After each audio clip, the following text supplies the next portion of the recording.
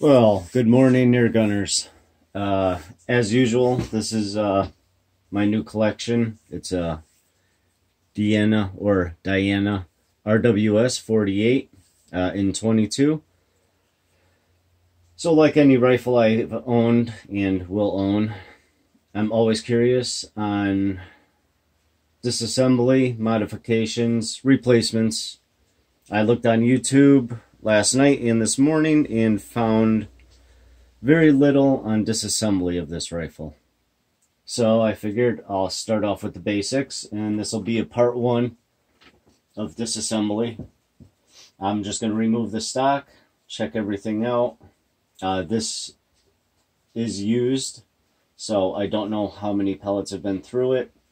I did cranny it. It was 1466 grain pellets. We're doing 760, 765.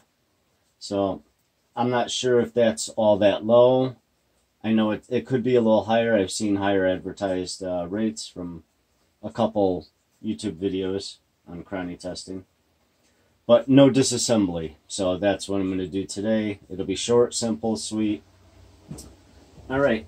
We will start by obviously flipping it over. I could take the scope off, but I usually don't need to. We'll just pop that in there. Okay, large Phillips for the very front screw, stock screw. I pretty much get down to the point. Don't want to drag the video out really long. No need to. There is a washer underneath also. Okay, Starlock washer and a big fat washer. And we have two stock screws. Normally you only need to take one off. I will remove both of them just to get the trigger guard off and out of the way. I usually do this with, you can use the large Phillips on the very front one, but the back trigger guard is a smaller one. And we will find a good fitting, and that's important with any air rifle. Proper fitting of any screw, Allen head, whatever, is a must, otherwise you will strip it out. For anyone who hasn't done any disassembly before or modifications, there we go.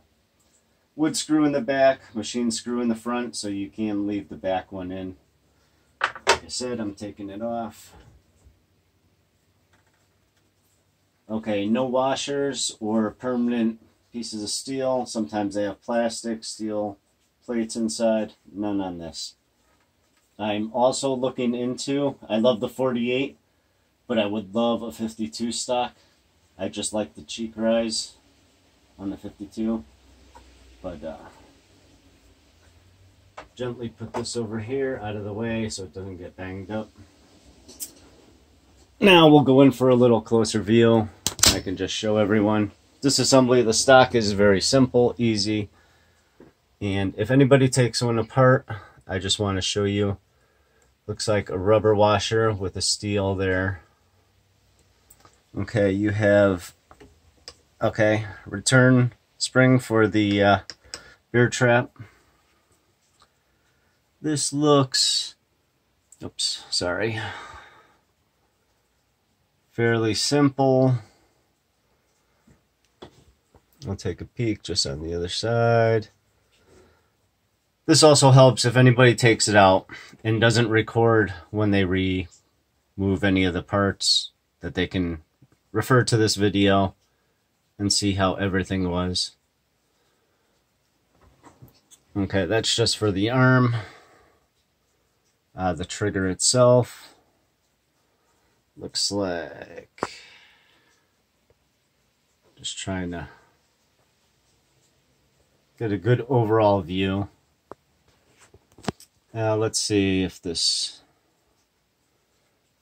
no, I'm not positive on disassembly yet, so like I said, I'm just going to go through this with you.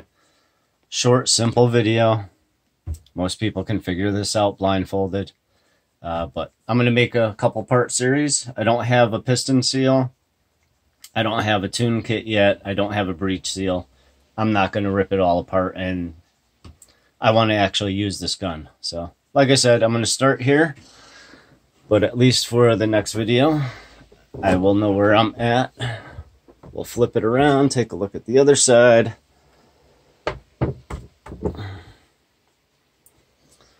Okay. Obviously, you get your bear trap. Okay, so this should be actually fairly easy. There's your 2 pins. Yeah, I really don't see anything tough about this. I will take the scope off when I do a complete disassembly. This gun is just absolutely awesome though. Okay, your trigger screws. I haven't even looked into adjustments because this thing is so good right now. I'm not even thinking about doing trigger work, honestly. I don't need to touch that. I will do a disassembly, maybe take a peek in there, light deburr, little lube, and put it back together. But it's fabulous, so I'm not messing with it. Okay, this is pretty much simple. Actually, kind of a boring video. I apologize for that. But this will be part 1 of disassembly, and you will have reference if anybody ever needs a picture or video just to check back and see where any parts are. Your return spring. I saw a video where someone was telling me to cut one spring off of there, but I don't know anything about it. That's just a quick video I saw and heard. He could have been a hack. He could have been an expert. I don't know. So I do my own research and fiddle around with my own stuff. But yeah, so that's it. And short and sweet. And it is pouring out today, so I was going to be out in the field using this. And unfortunately, not this morning. Maybe this afternoon. All right, that's it. And thank you. Until part 2.